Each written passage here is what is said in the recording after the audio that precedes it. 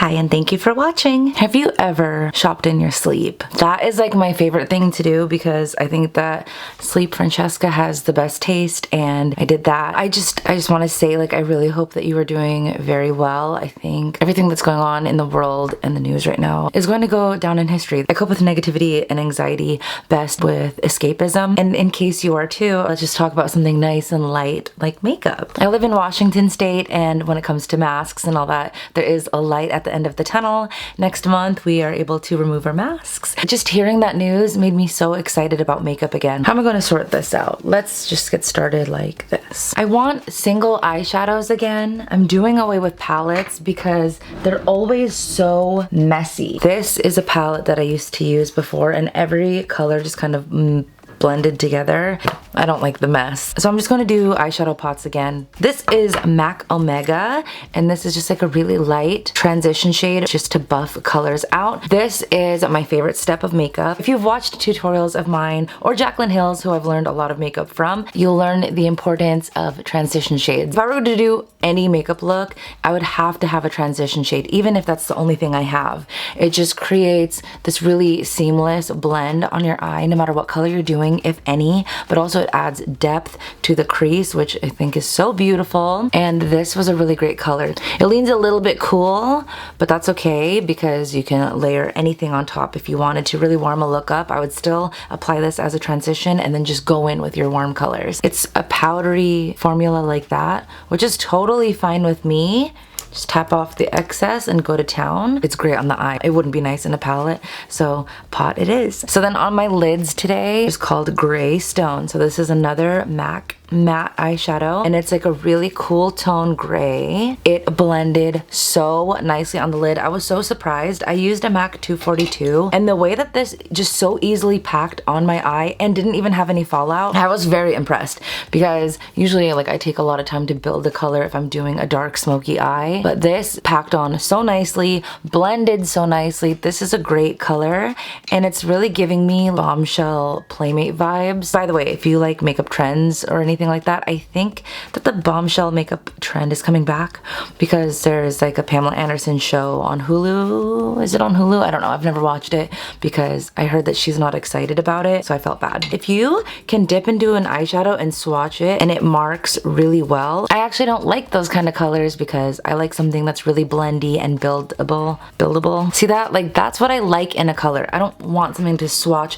and be so concentrated. I don't think that they blend well. I don't think that they build up well. Pretty much as soon as you apply a really concentrated color, it kind of just stamps on your eye and you're kind of stuck. So the thing I really like about eyeshadows that don't swatch well is that you can build up the color and blend it out. I applied this with the 242 brush right on the lid, and then I also blended out the outer corner with a Sigma E25, and it looks seamless. I'm really excited about my eyeshadow today, and this color is great. Highly recommend.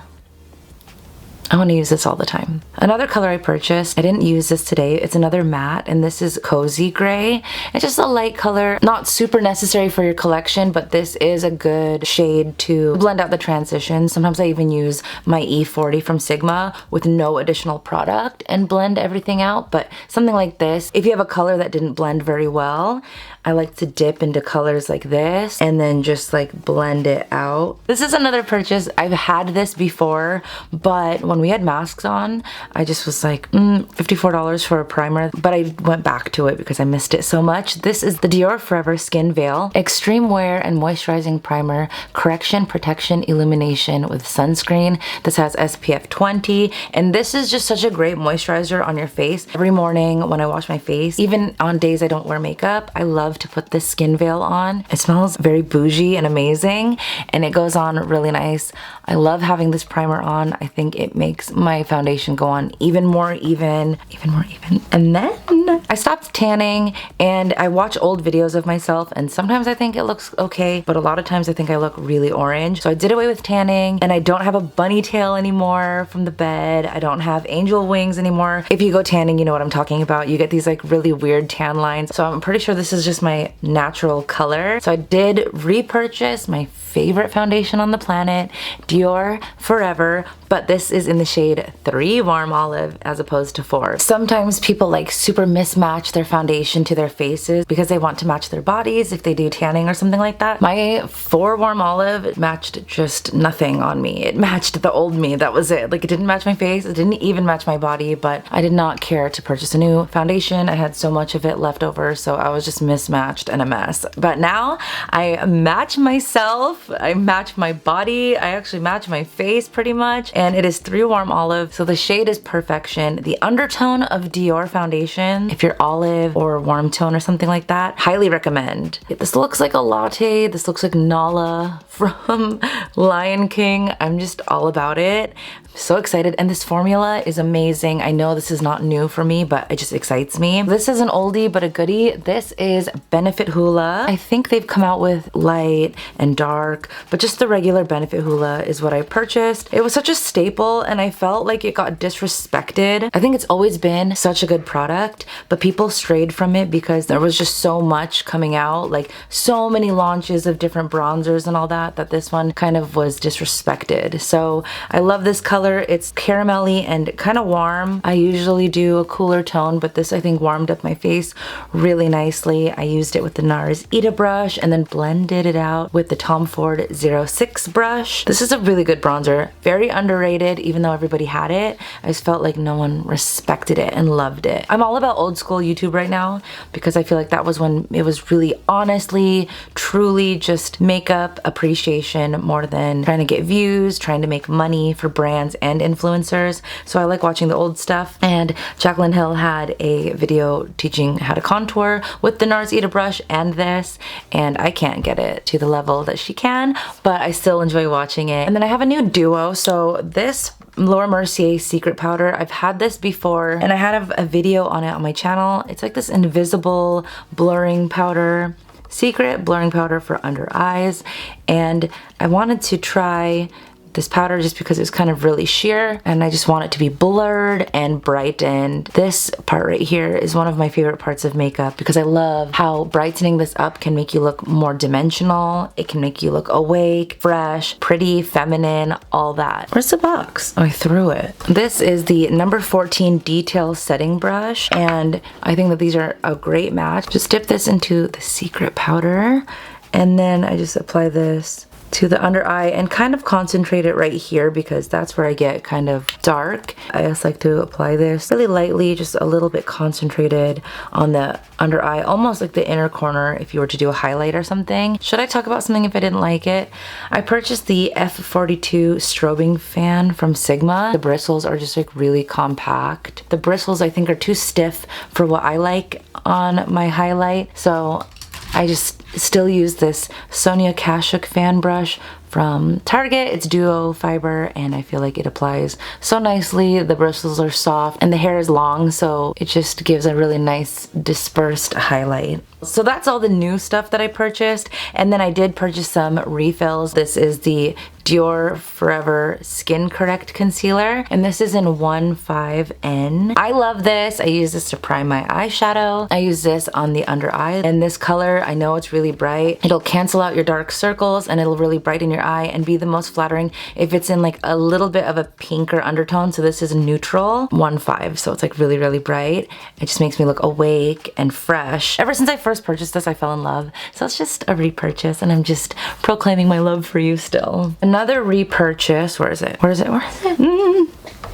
I have abandonment issues. I found it! As if I couldn't show you like the real already open one. This is Carbon. How beautiful is that? It can build up to pretty much this black, but I have it on my outer corner and it's like smoky and really nice. So I love this stuff. This is the Chanel Universal Powder in 40. That's my shade, I think. And I just like this for setting your liquid foundation. I supply this all over the face. I do have an order that's not here yet. FedEx, it was supposed to come on the 21st and it's still not here yet. I purchased a couple brushes. Hopefully they get here soon. Until then, I just did the regular thing and apply this all over my face. Love this powder. I love the color. So it was just worth a repurchase because I'm getting pretty low. And I was in a shopping mood, you know? Sleep Francesca, she likes to shop. So, and then I purchased a small version of this Fenty Beauty powder. This is in the shade Banana, so I'll show you the one that I have. I use this with a Sigma F77 to just cut my contour so it's a little bit sharper. And then I also use this to set my nosy because my nose gets pretty shiny throughout the day and my makeup kind of moves on it, so this sets the makeup. I think some of these products will be from Sephora. I don't know. I'll list everything down below and where I purchased them. I also repurchased the Ilia Soft Focus Powder. I learned about this from Stephanie Letta, SMLXO. See, I am running out. So this powder is how I initially set my under eye concealer. This hides all of your under eye creases or wrinkles, whatever. If you use this and then you stop using it, it will not be a good day for you. This just smooths everything out and it hides all of your texture and your lines and everything like that. It's white, but it doesn't go on like stark white. Like I bake with it and it's just so perfect. If I don't have this on, I'm a creasy mess down here. So this I had to definitely repurchase because again, I'm kind of running out. I like this container too because you can see where you're at. Some products can actually give you like tiny little bumps. I think they're called milia, but you can combat that with Ilia for your milia. Are you still watching? Anyway, so this is the Urban Decay De-Slick setting spray. It's my favorite. I've used other products. Sometimes they're like sticky or dewy or whatever. If it's not broke, don't fix it. I've always used this. And so I just did a repurchase of this. Makeup melts together beautifully, stays all day. You can't complain. So definitely committed to De-Slick. I can't really tell when I'm out of mascaras. This one I've had for a long time, so I just figure it's kind of time. I like to brush through like the normal way all across my lower lashes, and then when I get to the outer, I just like to take the tip of the brush and just apply some extra mascara. I'm in such a good mood now. I just love makeup. I love everything about it. I want to squash that misconception that girls wear makeup because they think that they're ugly. I hope that if you love makeup, you don't love it because you're trying to hide your face. I like to accentuate my face. I think it's an artistic outlet. I'm not artistic in any other way aside from makeup artistry, and I mean, I'm always learning. It's so fun to do. Some people are like, oh, I wish I could just stamp my face and have my makeup on.